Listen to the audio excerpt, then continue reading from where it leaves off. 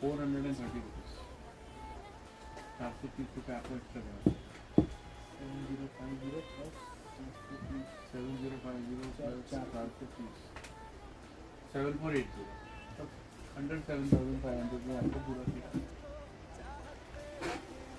आपको सर ये प्राइस हम लोग इतने सीधे कुछ तो कम अभी देखिए हमको पता है नया प्राइस है 13,999. ये बोले कुछ कम हो जाएगा. सर ये सब मान चान टान टान ये सब 7,000 कर दे. ये सब गारंटी नहीं है. 7,000.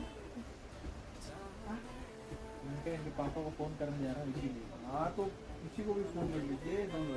नहीं पेमेंट मांगना जिसको जिसको जिसको फोन करना है आप कर लीजिए. रुपया एक्स्ट्रा बढ़ेगा. 400 रुपये. 6,800 था ना पिछले टाइम, इसमें 600 रुपया बढ़ गया. 6,600 वो सस्ता है. कितने का है? वो 6,000 के आसपास है. પપ્પા હમણાં કીટ આવે છે એ જોઉં છું. અગર એ બરાબર ન ફાવી તો એસજી ની કીટ લઈ લઈશ 6,000 એટલે 1,500 રૂપિયાનો ડિફરન્સ આવશે. કમ કરી દેશે.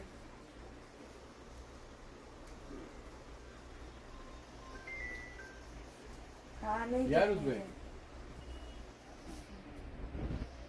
Oh my God! I didn't send the papers to you. They calling you back.